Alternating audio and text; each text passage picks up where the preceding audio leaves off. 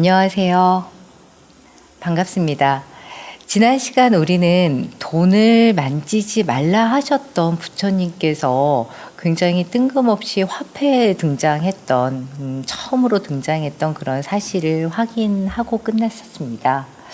좀 아이러니한 상황이기는 한데요. 바로 쿠시안 제국의 카니슈카 왕이 자신의 왕위 등극과 국제적인 무역 활동, 그리고 인도의 민족과 문화를 흡수하기 위한 정책의 일환임을 이해했던 시간을 가졌습니다. 단일화된 질량의 화폐가 필요했던 상업의 시대에 다민족을 융합하기 위해 펼쳐진 정책 속에서 이런 현상이 나타났으니 카니슈카 왕이 당시 불교 신자였다고 추정하기에는 조금 아직은 이른 것 같습니다. 그럼에도 카니슈카 왕이 아쇼카 왕만큼이나 인도 내에서 전륜성왕에 가까운 인물로 회자되고 있는데요. 오늘 이 시간에는 카니슈카 왕이 그렇게 회자되고 있는 까닭에 대해 좀 접근해 보려고 합니다. 지금 우리가 사찰에서 만나뵐 수 있는 부처님과 조금은 사뭇 다른 그런 부처님의 모습을 보고 계시는데요. 원래 부처님은 당신의 모습을 상으로 만들어서 우상화하지 말고 오로지 법에만 의지하라는 말씀을 하셨습니다. 부처님의 이런 당부 때문에 부처님 열반 직후에는 불성이 조성되지 못했죠.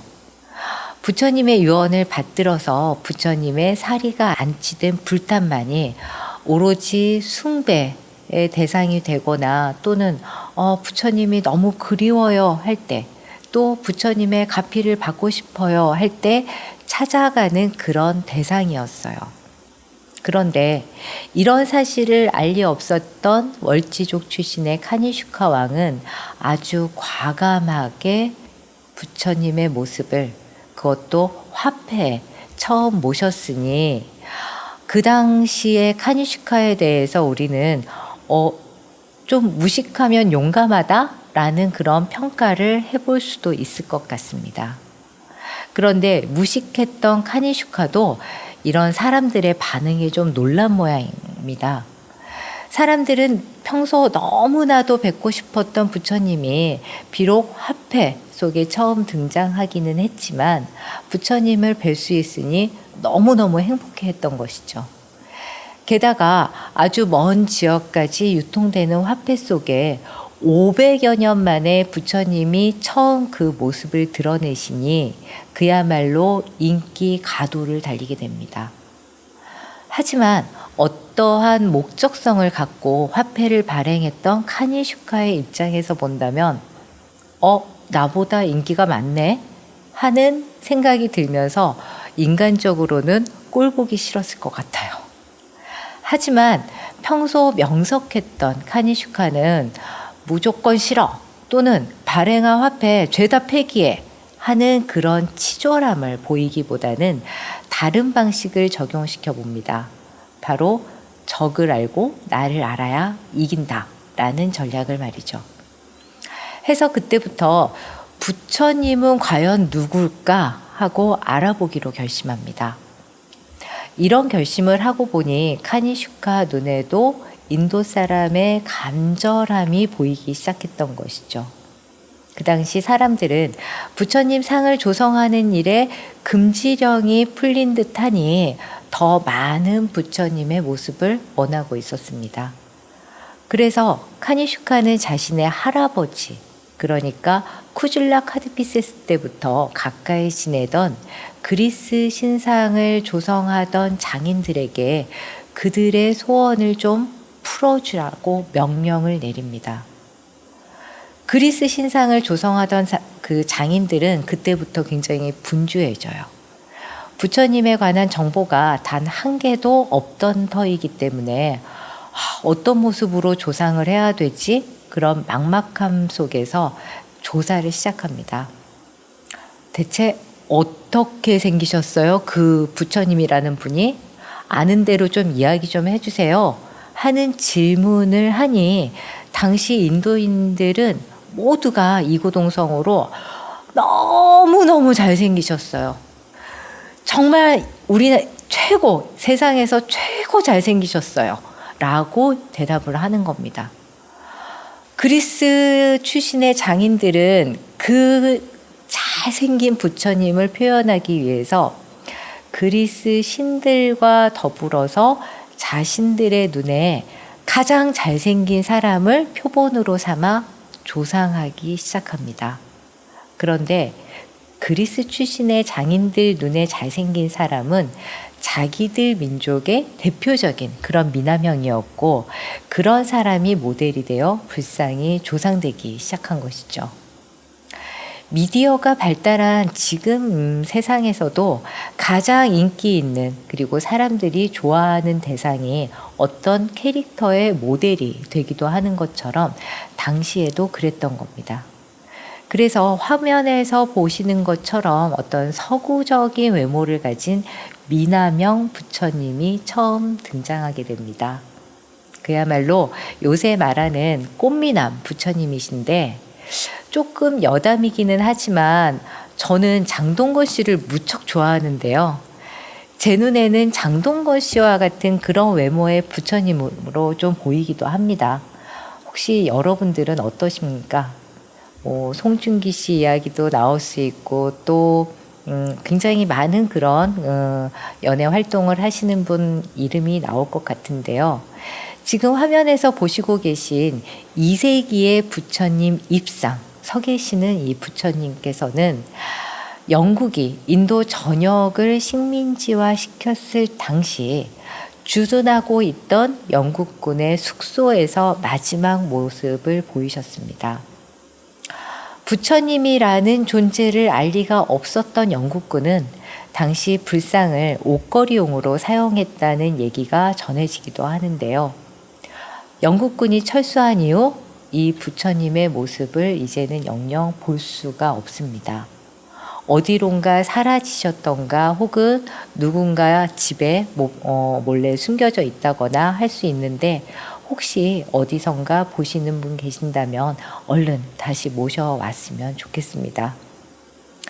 지금 보고 계신 부처님은 현재 파키스탄 탁실라라고 하는 지역에 있던 과거 불교 사원이었던 탁티바이 사원 안에 모셔져 있던 부처님이에요. 이 부처님이 계시던 원 자리에는 현재 이미테이션으로 이분과 똑같이 생긴 부처님이 새롭게 모셔져 있는데, 과거 조상되었던 진짜 부처님은 대형 박물관에 모셔져 있습니다. 이분 역시 서양인의 얼굴, 그리고 헤어스타일을 보시면 상투를 틀어 올린 그런 형태를 취하고 있죠. 또 입고 계신 옷을 보시면 그리스인들이 착용했던 히마티온이라는 옷과 상당히 유사해 보입니다. 그래서 앞서 말씀드린 것처럼 그리스 신상을 조성하던 장인들의 시선, 그리고 손길이 결국 부처님의 옷에도 투영됐던 것이죠. 이런 부처님의 모습을 보면서 동시에 불교를 알아갔던 카니슈카 왕은 이제는 좀 달라지는 것 같습니다. 처음에는 나보다 인기가 많네 해서 눈에는 보이지 않는 적으로 간주되던 적대적인 감정, 그리고 불안감이 있었지만, 이제는 불교를 알고 나니 부처님은 정말 멋진 분이라고 생각되는 카니슈카 왕입니다. 그래서 지금의 파키스탄, 우즈베키스탄, 그리고 아프가니스탄 지역을 말하는 간다라 문화권 속에서 부처님의 이야기를 석조상으로 표현하는 데 열중하게 돼요. 간다라는 그 지역 자체를 말하기도 하지만 당시의 문화, 다시 말해서 우리가 흔히 이야기하는 헬레니즘 문화가 화려하게 펼쳐진 하나의 문화권을 이야기하는 용어이기도 해요.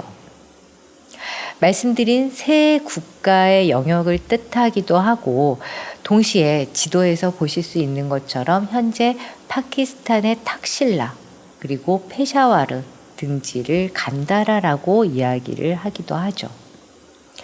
쿠샤낭조 당시 국가의 중심부였던 바로 이곳 간다라에서 카니슈카는 부처님의 이야기를 새롭게 그려갑니다. 그동안 불탑 또는 부처님을 상징하는 어떤 상징물로만 표현되던 부처님 이야기가 이제는 그 주인공인 부처님이 직접 모습을 보이시면서 새로운 스토리가 전개될 수 있었던 것이죠. 자, 이제 직접 한번 확인해 보실까요? 지금 보고 계신 장면은 부처님의 탄생 장면입니다. 마야 부인의 옆구리에서 아기 부처님이 탄생하는 모습이 표현되고 있는데요. 현재 이런 장면은 사찰이나 혹은 박물관에서 종종 보실 수 있기 때문에 크게 감동이 없으실 것 같아요. 하지만 부처님의 탄생 장면에 대한 이야기는 많이 회자되고 있기는 했지만 그 당시 이러한 장면처럼 아기 부처님을 직접적으로 표현할 수 없었기 때문에 시각적으로 그 아기 부처님이 표현된 것은 거의 최초기라고 할 수 있는 거죠. 그리고 부처님의 출생과 더불어서 부처님께서 정각을 이루는 데까지 고행의 과정도 있었습니다. 부처님 일대기에 있어서 상당히 임팩트 있는 스토리인데 이를 접하고 표현한 부처님의 모습을 지금 보고 계십니다. 굉장히 사실적으로 묘사가 되어 있죠. 그리스의 장인들이 불상 조성에 관여했다는 근거를 이 고행상에서도 찾을 수가 있어요. 뭐냐 하면 자세히 보시면 부처님께서 고행을 하시는 동안 굶주림으로 인해서 앙상한 모습을 하고 계십니다. 그 모습을 사실적으로 표현하기 위해서 우리 인체에 있는 뼈, 힘줄, 그리고 근육, 미세한 혈관까지 표현하고 있는데 이런 표현을 하기 위해선 기본적으로 해부학적인 지식이 동원되어야만 하겠죠. 해부학은 그 당시 인도가 아닌 바로 그리스에서 심도 있게 다뤄졌기 때문에 그런 지식을 알고 이를 표현할 수 있는 그리스 장인들의 손으로 우리 부처님이 표현되기 시작했음을 알려주는 그런 고행상이기도 합니다. 자, 부처님의 일대기에 초점을 맞춰서 부처님을 표현하는데 또 한 가지 주목할 것은 부처님께서 성도 이후 45년 동안이나 교화 활동을 하셨죠. 그러한 이야기 또한 다음과 같이 표현이 되고 있습니다. 아프간 왕궁지구 100g 13호 방에서 지금 보시는 것과 같은 장식 타일이 발견되기도 했는데요. 마치 판화를 이용한 만화 캐릭터 같이 느껴지기도 해요. 이렇듯 아주 자유롭게 부처님을 표현하는데 여념이 없었던 시절인 것 같습니다. 부처님의 일대기에 초점을 맞춰서 부처님을 표현하는데 또 한 가지 주목할 것은 지금 보시는 것과 같이 바루공양의 모습입니다. 여러분, 부처님의 바루가 몇 개죠? 하나로 알고 계시죠? 그럼 그 부처님의 바루는 어떻게 생겨난 것인지 혹시 알고 계신가요? 부처님께서 걸식하시는 모습을 본 사천왕은 제각각의 국토에서 가장 좋은 돌을 골라서 바루, 그러니까 밥 공기를 만듭니다. 그리고 약속을 하지도 않았는데 한날 한시에 부처님께 그 바루를 갖다 드려요. 부처님께서는 사천왕 모두가 각각 가지고 온 바루를 한참 들여다보시고는 도대체 어떤 바루를 받아야 하지? 그런데 어느 한 명의 바루를 받는다면 나머지 3명이 마음이 아플 테니 이를 어떻게 할까? 하지만 나는 바루는 단 하나밖에 필요치 않은데 라는 그런 고민을 잠시 하시다가 사천왕의 바루 모두 4개를 받아 챙기십니다. 욕심이 많아 보이신다고요? 그건 아니고요. 특정 천왕의 바루만 받을 수 없고 대신 그들의 마음을 알기에 부처님께서는 그렇게 하신 거죠. 그리고 부처님은 신통력으로 그 네 개의 바루를 모두 합쳐서 하나의 바루로 만들어 사용하시기 시작합니다. 바로 사천왕의 바루 공양 장면을 이렇게 부조물로 표현한 것이죠. 자, 이쯤 되면 우리도 잘 몰랐던 이야기를 당시 카니슈카 그리고 그리스 장인들이 알고 이렇게 부조물을 새겼다라는 것을 느끼실 수가 있을 겁니다. 그러니 카니슈카는 점점 부처님과 사랑에 빠져들었던 거죠. 처음에 느꼈던 그런 질투심 또 불안감 이런 마음은 어디론가 사라져버리고 이제는 그냥 그대에게 빠져버리리라 하는 사랑만 남게 된 것 같아요.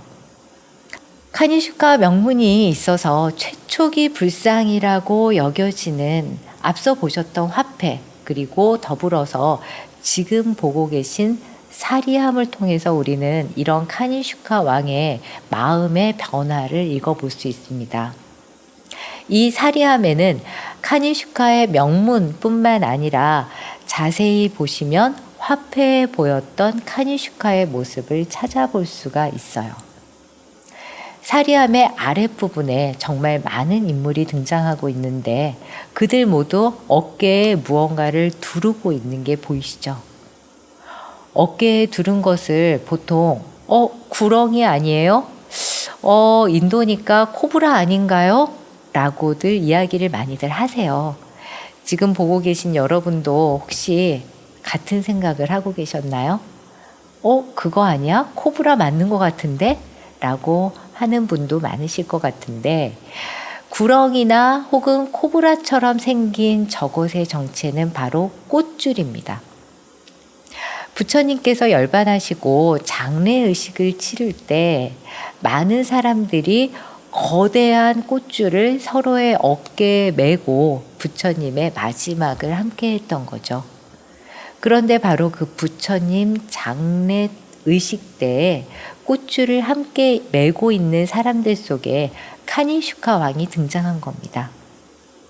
카니슈카 왕과 부처님과는 시간적으로 약 500여 년의 차이가 나는 인물인데도 불구하고 결국 이 얘기는 현실적으로 부처님 장례식에는 참여할 수가 없는 카니슈카였던 거죠. 그럼에도 이렇게 자신의 모습을 사리함에 그것도 부처님의 장례식에 직접 참여한 모습을 넣었다는 것은 이제 진짜 부처님의 제자로 그리고 신자로 다시 태어났다는 것을 세상에 널리 알려주는 선언과도 같은 것이었습니다. 이런 장례의 모습은 비단 사리기에만 국한되어 나타났던 것은 아니고요. 보시는 것처럼 불탑의 어떤 장식적인 요소처럼 자리를 잡아가기도 해요.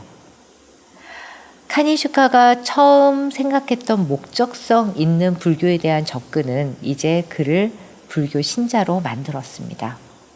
그리고 쿠샤낭조는 명실상부한 불교 국가로 성장해 갔고요. 그런데 지금까지 보신 부처님은 주로 검은색 돌을 이용해서 표현됐던 거를 느끼셨을 거예요. 왜 검은색일까요? 우리 잠깐 과거의 우리를 한번 돌아볼까요? 지금은 신차를 뽑을 때 다양한 색상의 차량을 선택하죠.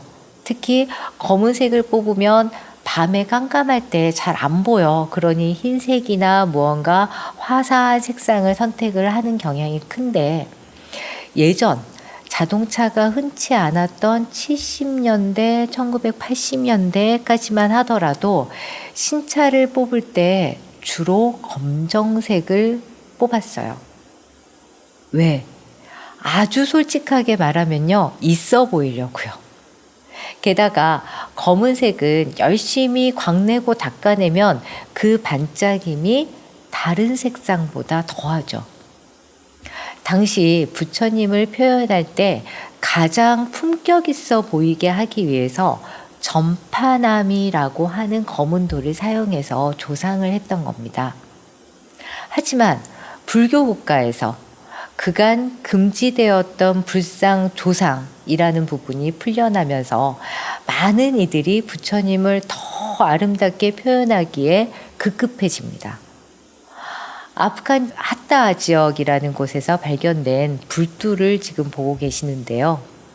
앞에서 배웠던 부처님들이 조금은 강함과 부드러움을 지닌 미나명의 그런 모습이었다면 이 하타 불도의 경우에는 진흙과 고운 모래를 섞어서 조각하고 말린 다음에 구워내는 작업까지 거치면서 아주 부드러운 선을 지닌 부처님으로 탄생하게 된 겁니다.